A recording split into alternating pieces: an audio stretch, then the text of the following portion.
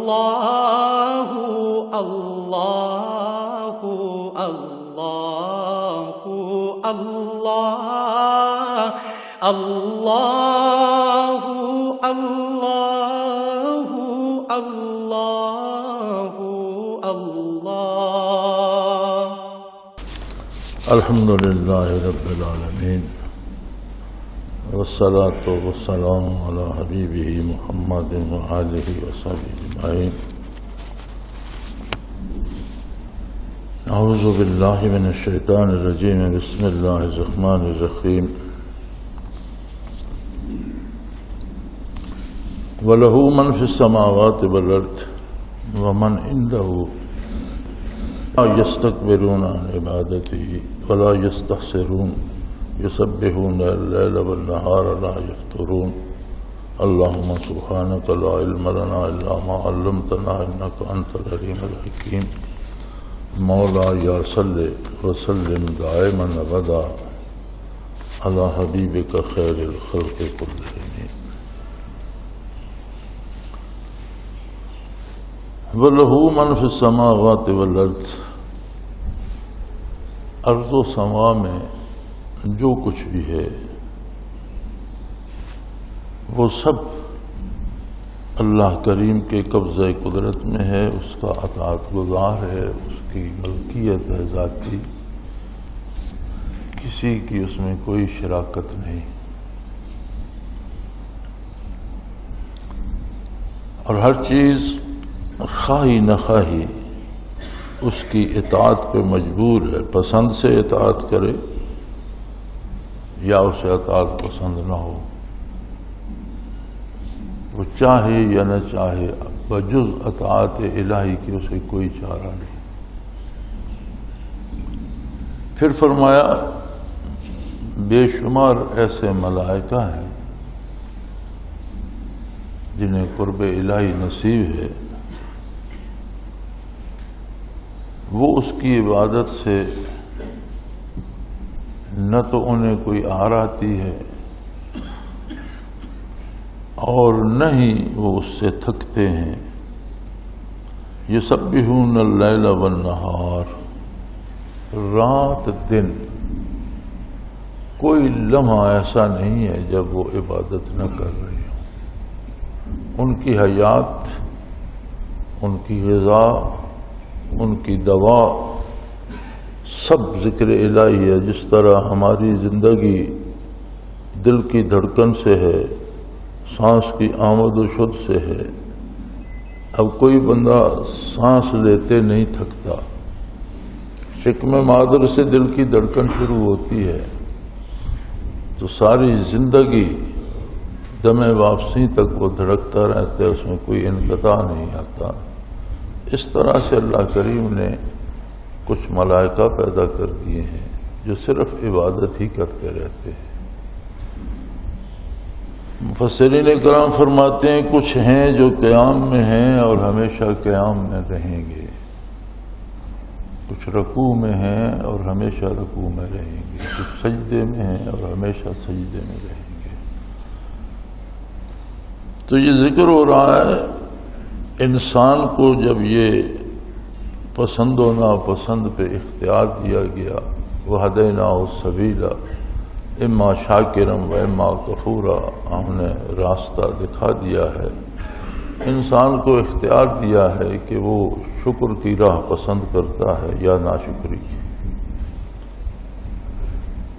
تو فرمایا گیا کہ یہ اللہ پر احسان نہیں ہے کہ کوئی اللہ کی عبادت کرتا ہے، اللہ کو اس کی ضرورت نہیں ہے۔ اور اگر آپ یہ سمجھتے ہیں کہ میری عبادت کرنے سے یا میرے نہ کرنے سے کچھ ہوگا، تو بے شمار ایسے فرشتے ہیں جن کا کام بجز عبادت کے ہے ہی کوئی نہیں، اور اسے ان کی عبادت کی بھی ضرورت نہیں ہے۔ جو عبادت کرتا ہے وہ خود رحمت الہی کو پاتا ہے اپنے لیے۔ فمن جاہد فانما یجاہد لنفسہ، جو محنت کرتا ہے، مجاہدہ کرتا ہے، وہ اپنی ذات کے لیے کرتا ہے، اپنے فائدے کے لیے کرتا ہے، اللہ پہ احسان نہیں کرتا۔ تو یہ جو لوگوں کو خیال ہوتا ہے بہت سے لوگوں کو یہ وہم ہوتا ہے کہ میں عبادت کرتا ہوں تو شاید میں کو بڑا تیر مار رہا ہوں. بہت سے لوگوں کا یہ خیال ہوتا ہے کہ جی میں عبادت بھی کرتا ہوں، نمازیں پڑھتا ہوں، روزے رکھتا ہوں، زکوٰۃ دیتا ہوں، ساری عبادات پہ عمل کرتا ہوں، پھر میرا کاروبار نہیں چلتا، میری اولاد بیمار ہو گئی ہے، میرا بیٹا بے روزگار ہے. بھائی یہ دنیا کی جو حالات ہیں، دنیا عالم اسباب ہے. اللہ کریم نے آپ کو عقل دی ہے، شعور دیا ہے، ہاتھ پاؤں دیے ہیں، اور اس کے ساتھ دنیا آپ کے سامنے رکھ دی ہے. اب اگر آپ کو کاروبار میں نقصان ہو رہا ہے تو آپ کسی کاروباری طریقے میں کوئی کمی ہوگی، کہیں غلطی کر رہے ہوں گے. ملازمت نہیں مل رہی تو شاید آپ کے بیٹے نے کوئی ایسی اہلیت حاصل نہ کی ہو جو ملازمت کی شرائط میں سے ہے. یہ تو دنیا کا نظام ہے. صالح غذا کھائے گا صحت ٹھیک ہوگی، خراب کھائے گا صحت خراب ہو جائے گی. اللہ کا ایک بنایا ہوا نظام ہے. تو دنیاوی امور کو دنیاوی نظام کے مطابق دیکھنا چاہیے، اور پھر اس میں حلال و حرام، جائز و ناجائز وسائل ہیں. جائز وسائل اور درست وسائل اختیار کیے جائیں اور صحیح طریقے اور سلیقے سے کیے جائیں.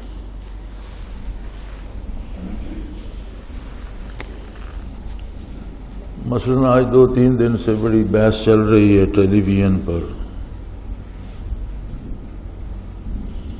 اور بڑی عمر رسیدہ خواتین سر سے ننگے بال کٹے ہوئے، سرخیاں لگی ہوئی، سارا زور لگا رہی ہیں کہ بچوں کی پیدائش روکی جائے.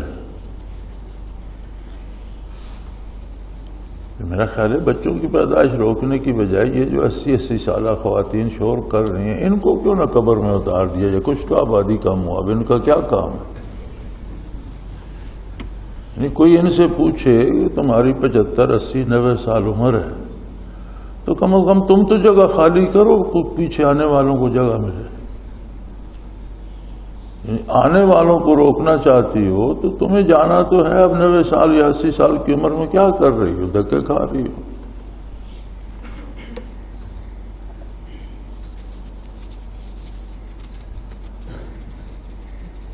تو یہ دانش کو الٹی طرف لے جاتے ہیں.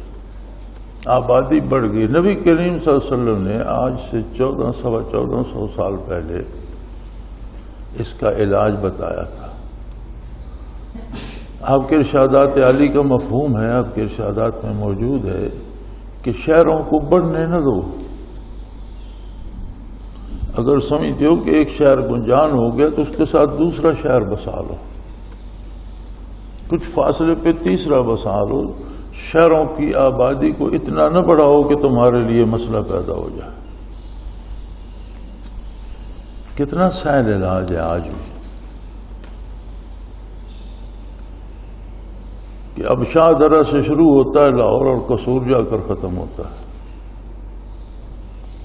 تو اگر یہی ایک کی بجائے 5 شہر بن جاتے، 6 بن جاتے 10-10, 20-20 میل کے فاصلے پر، تو یہ مسئلہ نہ ٹریفک کا پیدا ہوتا، نہ بجلی کا پیدا ہوتا، نہ یہ. اب لاہور پورے میں میرا نہیں خیال کہ حکومت کو پاس کوئی نقشہ ہو کہ کہاں کی بجلی کہاں سے جا رہی ہے. جہاں جہاں بڑھتا گیا آگے تار سے تار جوڑتے گئے. اب کسی کو پتہ ہی نہیں. باپڑا والوں کے پاس پورے لاہور کا ایز ہول کوئی نقشہ نہیں.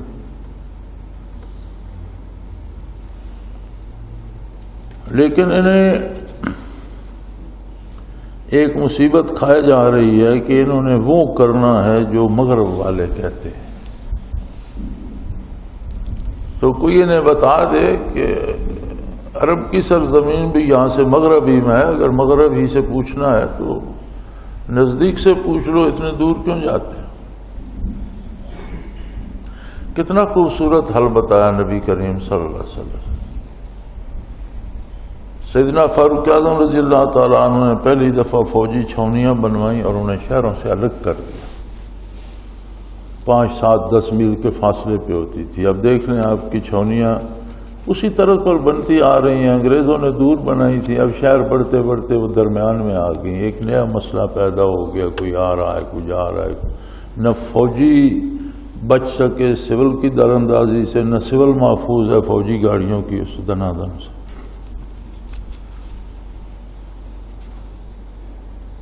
تو شریعت مطہرہ نے دنیاوی اسباب کے بھی سلیقے بتائے ہیں. اگر اس طرح اختیار کیے جائیں تو اللہ رازق ہے, رزق میں برکت ہوتی ہے. بیماریوں کے لکل داء دواء علاج پیدا کر دیے ہیں, صحیح علاج کیا جائے.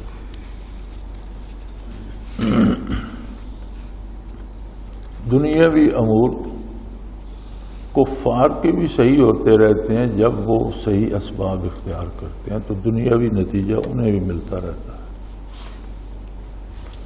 اہل مغرب یا مشرق بعید والے اگر تجارت یا اس میں دولت میں ترقی کر گئے تو آپ دیکھ لیں گے کہ انہوں نے تجارت اور اس کے اصول جو اپنایا وہ ہیں جو نبی کریم صلی اللہ علیہ وسلم نے تعلیم فرمائے تھے. حضور کی بعثت سے پہلے تو دنیا میں یہ اصول نہیں تھے. یہی قومیں تھیں, یہی آبادیاں تھیں, یہی ملک تھے, ان میں یہ اصول تو نہ تھے. تو اگر کافر اپناتا ہے تو ترقی کرتا ہے, مومن اپنائے گا کافر کو صرف دنیا ملتی ہے, مومن اپنائے گا اسے دنیا بھی ملے گی آخرت بھی ملے گی. تو جہاں دنیاوی رکاوٹیں آتی ہیں وہ اس لیے عبادت روزی کمانے کے لیے نہیں ہے, صحت بنانے کے لیے نہیں ہے. عبادت اس تعلق کو قائم رکھنے کے لیے ہے جو بندے کا اللہ کریم کے ساتھ ہے. ساری عبادت کا اصل یہ ہے کہ ان الصلاۃ تنہی عن الفحشاء والمنکر, یعنی عبادت الہی ایسا رشتہ پیدا کر دیتی ہے اللہ سے, ایسی کیفیت آ جاتی ہے کہ پھر اللہ کی نافرمانی کرنے کو جی نہیں چاہتا. بندہ اطاعت گزار ہو جاتا ہے, بے حیائی اور برائی سے بچ جاتا ہے. یہ نقد اجرت اور ثواب جو ملتا ہے عبادت کا. اس کے باوجود بھی اگر کسی کو یہ خیال ہے کہ شاید میں عبادت نہیں کرتا تو کوئی اللہ کی عبادت نہیں کرے گا, فرمایا اس کی تو بے شمار مخلوق ہے. ایک تو ارض و سما کی ہر چیز اس کی اطاعت کرتی ہے, کسی کو مجال دم زدن نہیں, یہ بھی تو عبادت ہے. پھر ایسی مخلوق اس نے بے شمار پیدا کر دی, ایسے فرشتے پیدا کر دی جن کا کام یہ عبادت کرنا ہے. تو اب اس سارے پس منظر میں دیکھ رکھ کر بندہ اپنی عبادت کو دیکھے تو اس کی حیثیت کیا بنتی ہے. اس آیہ کریمہ کا حاصل یہ ہے کہ کسی کو عبادت پہ اترانا نہیں چاہیے, اعراض نہیں کرنا چاہیے, پیچھے نہیں ہٹنا چاہیے کہ عبادت نہ کرنے میں اس کا اپنا نقصان ہوگا.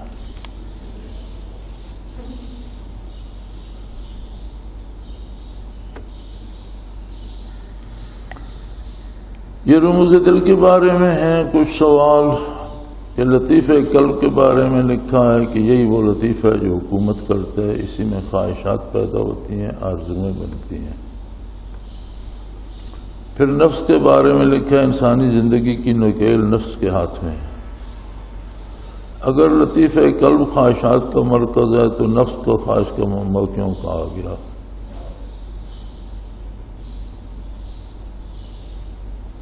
پھر دوسرا سوال ہے قلب بنیاد ہے عالم خلق کے عالم امر کے ساتھ تعلق کی, تو لطیفہ روح اس کا مظہر ہے, اس کی وضاحت کر دیں.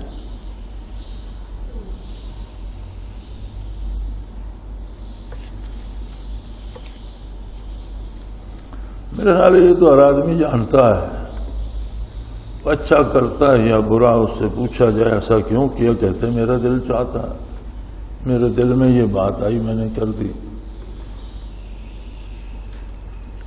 دل ایک تو یہ پمپنگ مشین ہے جو بدن کا خون سپلائی کرتی ہے, اس کے اندر ایک لطیفہ ربانی ہے جسے انگریزی والے سٹل ہارٹ کہتے ہیں,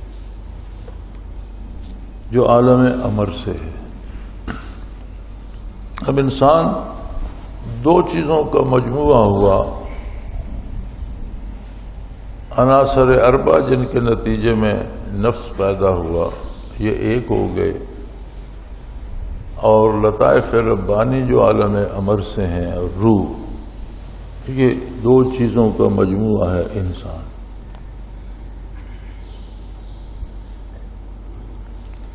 اگر اسے ایمان نصیب ہو، اتباع رسالت نصیب ہو، تو اس سے لطائف عالم امر مضبوط ہونا شروع ہوتے ہیں،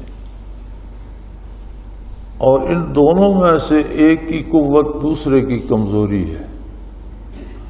اگر لطائف مضبوط ہوتے ہیں تو یقیناً نفس میں تبدیلی آئے گی، کمزور ہوگا، چونکہ نفس ان النفس لامارۃ بالسوء، نفس امارہ ہوتا ہے، یعنی برائی کی طرف۔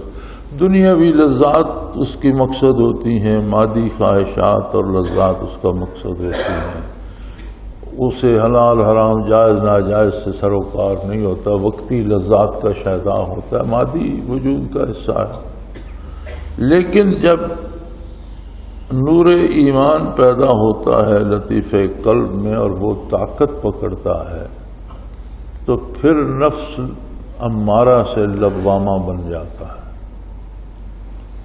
لوامہ وہ نفس ہوتا ہے جو غلطی سے بچنے کی کوشش کرتا ہے، اور غلطی ہو جائے تو اس پہ اپنے آپ کو ملامت کرتا ہے، اللہ سے توبہ کرتا ہے، رجوع کرتا ہے۔ یہ ایسے لوگ ہوتے ہیں کہ نیکی بھی کر لی، کبھی کوئی غلطی بھی ہو گئی، لیکن اگر قلب مسلسل یا لطائف مسلسل مضبوط ہوتے جائیں تو نفس تبدیل ہوتا جاتا ہے، اور پھر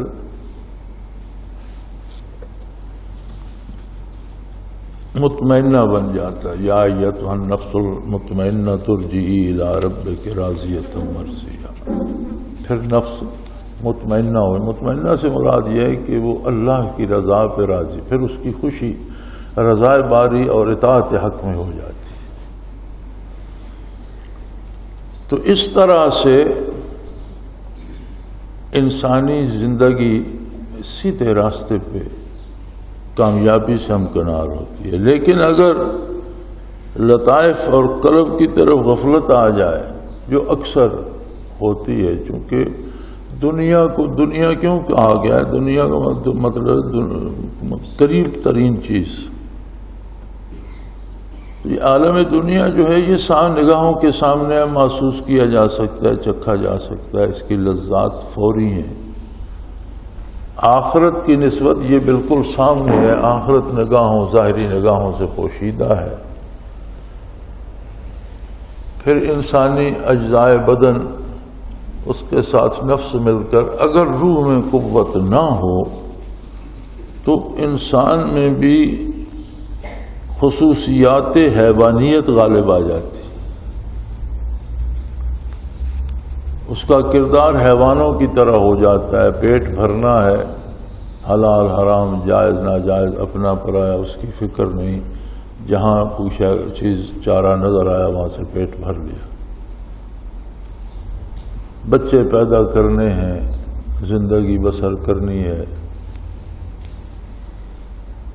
جیسا کہ اللہ پاک نے ارشاد فرمایا اولئک کالانعام، جانوروں کی طرح ہو جاتے ہیں، بلکہ ان سے گئے گزرے، کہ انہیں تو اللہ نے پیدا ہی جانور کیا ہے اور انہیں انسانی خصوصیات دی، اس سے معروم کر یہ جانور بن گئے، یہ تو جانوروں سے بدتر ہے۔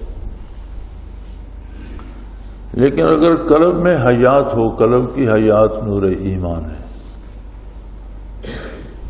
حیات نور ایمان ہے، تو عبادات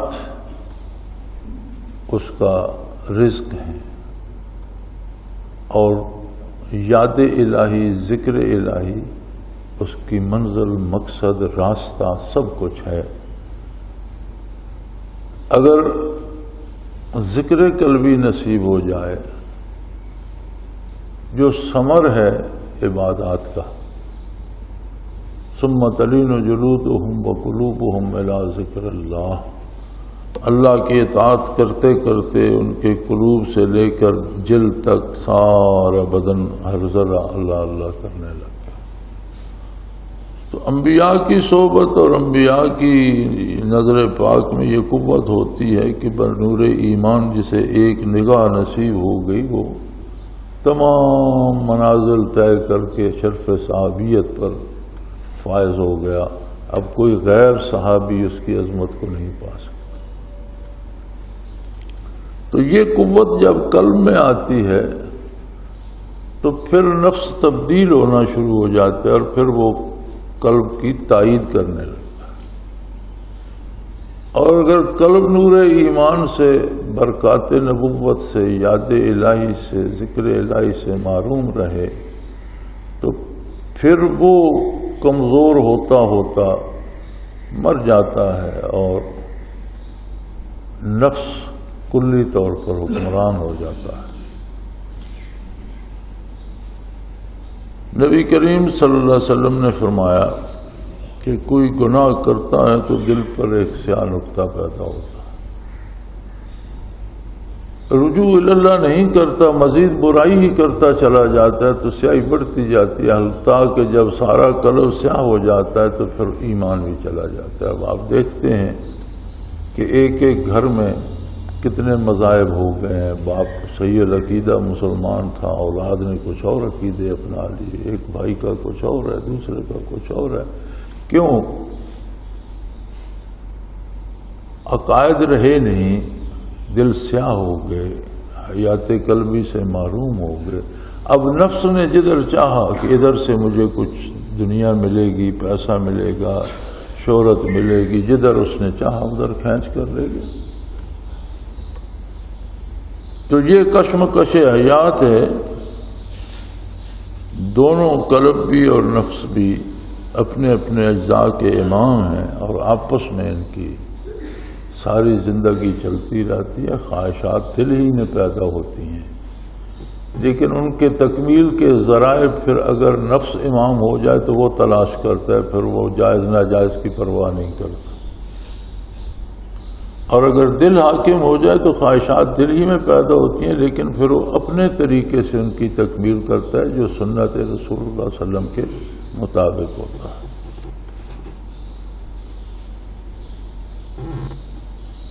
قلب کی بنیاد ہے عالم خلق کے عالم عمل کے ساتھ تعلق کی.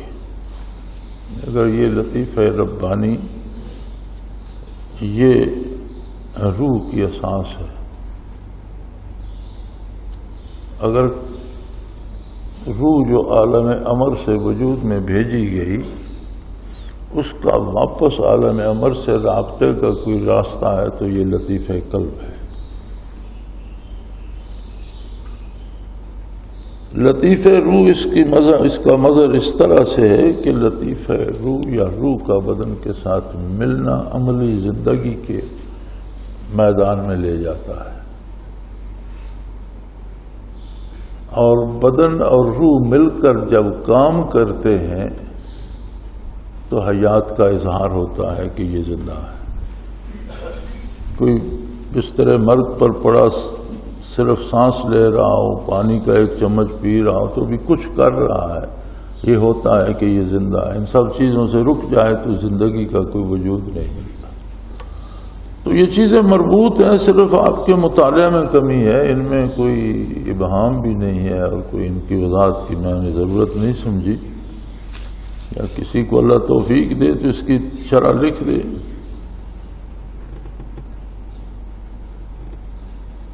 ایک کوئی جملہ ہے اسی رموز دل میں یہ اور بات کہ جو لوگ شریعت سے واقف ہوں نہ مراد شریعت سے. تو اس میں انہوں نے سوال لکھا ہے شریعت تو اسلام کا ظاہری نظام ہے، مراد شریعت کیا ہے؟ اب یہ سوال تو نہیں ہے، ویسے بات کرنے کا بہانہ ہے کہ خالی شریعت سے اگر کچھ مراد نہ ہو، کچھ نتیجہ نہ نکلے تو خالی شریعت کو کیا کرے گا؟ کوئی بھی کام جو کیا جاتا ہے وہ شریعت ہو یا غیر شریعت ہو، اس کا کوئی نہ کوئی تو اس سے مراد ہوتی ہے، اس کا کوئی نتیجہ ہوتا ہے. کوئی دل میں بات ہوتی ہے کہ یہ کام کروں گا تو اس کا یہ نتیجہ آئے گا، اسے مراد کہتے ہیں. مراد شریعت ہے اللہ سے تعلق، اپنی بندگی کا احساس، اپنی کمزوری کا احساس اور اس کی عظمت کا ادراک، آخرت پہ نظر، اس کی بارگاہ میں حاضری کی فکر، یہ مراد شریعت ہے۔ اور اگر یہ نصیب نہ ہو تو آپ نے دیکھا لوگ نمازیں بھی پڑھتے ہیں، رشوت بھی کھاتے ہیں، حج بھی کرتے ہیں، چوری بھی کرتے ہیں، ڈاکے بھی ڈالتے ہیں، اور داڑھی بھی رکھی ہوئی ہے، لوگوں کو قتل کرتے پھرتے ہیں، اور حلیہ مسلمانوں کا بنایا ہوا ہے۔ اپنے طور پر بظاہر انہوں نے شریعت اپنائی ہوئی ہے، لیکن ان کی نگاہ مراد شریعت کی طرف نہیں۔